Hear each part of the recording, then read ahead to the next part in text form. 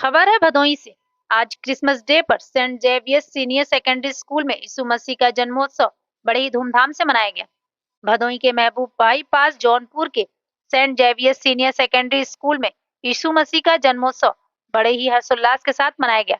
इस कार्यक्रम में बच्चे व अध्यापक, प्रिंसिपल व पूरा स्टाफ ने मिलकर व छात्र छात्राओं द्वारा मनमोहक सांस्कृतिक कार्यक्रम प्रस्तुत किया गया, जिसमें मौके पर स्कूल प्रबंधक चंदन सिंह ने सभी स्टाफ को संबोधित करते हुए बताया कि ईसा मसीह का जन्म बीमार और आर्थिक रूप से कमजोर लोगों की सहायता करने के लिए हुआ था, जिसमें सदैव परोपकार की भावना उजागर होती है। यह प्रत्येक व्यक्ति के जीवन में होना चाहिए। इस पर सभी को शुभकामनाएं देते हुए श्री सिंह ने सभी का आभार व्यक्त किया। इस उपलक्ष्य के क्रम में विद्यालय के प्रधानाचार्य श्री संजय मिश्रा ने बताया कि ईसा मसीह के प्रेरणा से प्रभावित होकर आज स्कूल, अस्पताल, चर्च और आश्रम के में निस्वार्थ भाव से कार्य कर रहा हूँ और सेंट जेवियर्स ने बच्चों के मनमोहक कार्यक्रम करते हुए व छोटे बच्चों ने सेंटा क्लॉज बनकर लोगों को एक अच्छा संदेश देने का कार्य किया। वह स्कूल के तरफ से बच्चों को मिठाइयां बांटी गई और एक दूसरे को यीशु मसीह के जन्मोत्सव को की बधाई दी गई। मौके पर मौजूद प्रबंधक संजय मिश्रा, मैनेजर चंदन सिंह रावत सर व सभी अध्यापक व पूरा स्टाफ मौजूद रहा। भदोही से अहमद सिराज की रिपोर्ट। मैं Sanjay Mishra, principal Saint Xavier school Bhadohi. आज इस विद्यालय में क्रिसमस का त्यौहार बच्चों ने बड़े हर्षोल्लास के साथ मनाया। जैसा कि आप सभी जानते हैं कि बच्चों के विकास और उनके लिए सर्वांगीण विकास के लिए हम सारे त्यौहार और उन चीज़ों को बच्चों को माध्यम से या उनको बताया जाता है, एक्टिविटी के माध्यम से बताते हैं और ये सब चीज़ें उनको सिखाई जाती हैं। तो आज बच्चों ने बड़े हर्षोल्लास के साथ ये त्यौहार मनाया। सर, ये कितने सालों से आप मनाते आ रहे हैं? ये हमारा विद्यालय जब से चल रहा है तब से हम मना रहे हैं। विद्यालय की स्थापना जिस दिन से हुई है उसी दिन से हम मना रहे हैं और सारे त्यौहार मनाते हैं।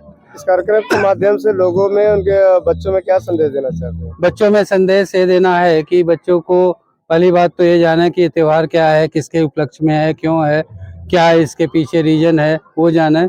दूसरा, अगर वो जानते हैं तो कोई प्रोग्राम कैसे करना होता है, कोई चीज़ें एक्टिविटी कैसे करनी होती है और उनमें एक नया चेंज आता है, नई परिवर्तन आते हैं, उसके लिए उनको सिखाया जाता है। जैसे आज मैंने बच्चों ने यहाँ पर कई प्रोग्राम किए। उन्होंने फैशन शो का में भाग लिया, कई बच्चों ने अच्छे अच्छे एक्टिविटी में भाग लिया, सॉन्ग में भाग लिया, स्किट में भाग लिया।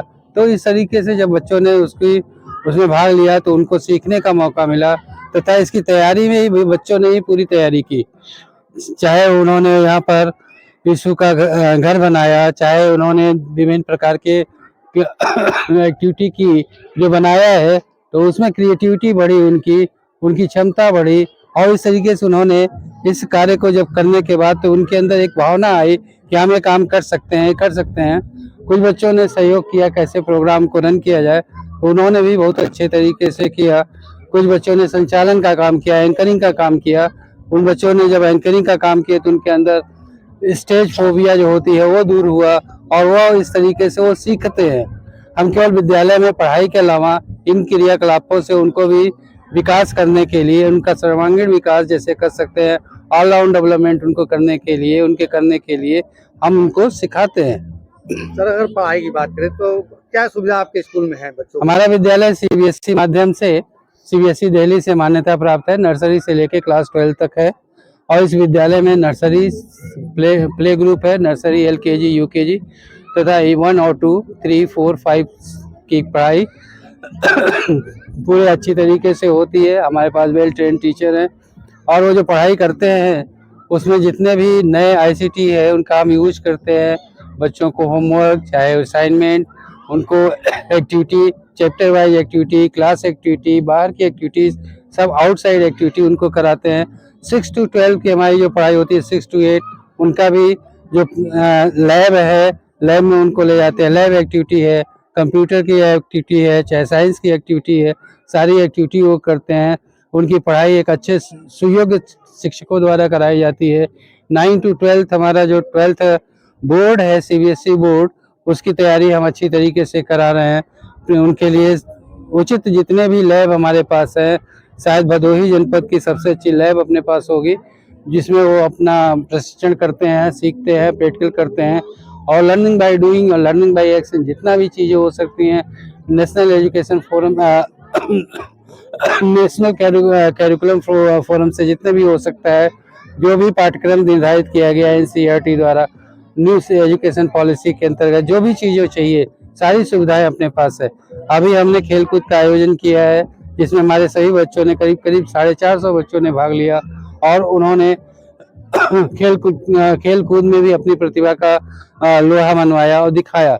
जिला स्तरीय, राज्य स्तरीय या प्रांत स्तरीय जितने भी हमारे प्रतियोगिताएं होती हैं उसमें हमारे बच्चे भाग लेते हैं। कराटे मिशन शक्ति के अंतर्गत हमारी बालिकाओं ने, बच्चों ने उसमें भाग लिया। कराटे में हमारे बच्चों ने भाग लिया जिसमें अंतर्राष्ट्रीय स्तर पर उनको 2 पदक प्राप्त हुए हैं।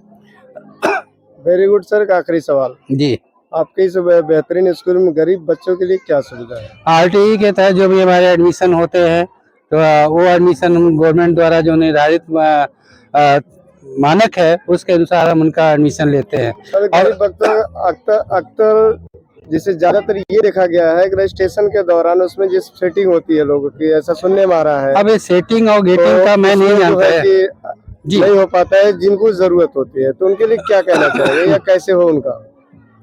देखिए, हम कहीं न कहीं किसी रूल के अंतर्गत बंधे होते हैं। आरटी के तहत गवर्नमेंट द्वारा जो निर्धारित हमारे लिए मानक है उसमें हम एडमिशन लेते हैं। बच्चे भी हाँ जी, कितने बच्चे पढ़ रहे हैं? 25% बच्चे हमारे पास पढ़ते हैं। करीब 60 से 70 बच्चे हमारे पास ऐसे हैं जो आरटी के तहत पढ़ते हैं। अच्छा, क्या मानक है सर, जरा सा बताएं। उनका जो फॉर्म, ऑनलाइन फॉर्म डालते हैं वो और उनकी लॉटरी निकलती है, वहाँ से सेलेक्ट होते हैं, वो हमारे पास आते हैं। लॉटरी कहाँ से निकलती है सर? ये बेसिक शिक्षा परिषद भदोही से निकलती है, बीएससी ऑफिस से निकलती है, वहाँ से वो अप्लाई करते हैं, वो आता है, उनके जो नाम आते हैं वो हमारे यहाँ पढ़ते हैं। सरकार उनको सुविधा देती है, उनकी पढ़ाई फ्री होती है, किताबें कापियाँ तक के लिए पैसा उनको सरकार देती है, वो बच्चे हमारे यहाँ पढ़ते हैं। और हमने जो है जो हमारे पास मेधावी छात्र हैं, क्लास 10th बोर्ड का परफॉर्मेंस किया, उनको हम फीस में छूटते हैं। जैसे 90 हमारे यहाँ अगर है ट्यूशन फीस माफ किए हुए हैं और ऐसे कैटेगरी में दिए हुए हैं 90% जो बच्चे पाए हुए हैं गरीब तो है, मेधावी है, तो ऐसे बच्चों को हम सुविधा भी देते हैं, शुल्क में छूट देते हैं। जी, थैंक यू। यहाँ पढ़ाई कर रहे हैं, गार्जियन के लिए क्या संदेश आपकी तरफ से कि घर पर बच्चों को कैसे देखें पढ़ाई लिखाई को लेकर? बस गार्जियन इतना ही ध्यान दें कि जितना उनको पढ़ाया जा रहा है वो पढ़ रहे हैं कि नहीं, रोज पूछताछ करें, रोज उनके साथ 1 घंटा ही समय दे दें, वो पर्याप्त होगा। बच्चों के लिए नो ट्यूशन पॉलिसी है, ट्यूशन की जरूरत नहीं होती। अगर वो कायदे से पढ़ रहे हैं, रोज का रोज तैयार कर रहे हैं, तो हमें नहीं लगता है कि उनको कोई ट्यूशन की जरूरत होगी। और गार्जियन बस इतना ही करें कि उन बच्चों के साथ बैठे, उनके साथ बात करें, क्या क्या आज हुआ है, क्या उन्होंने करना है, बस इतना ही काफी है। और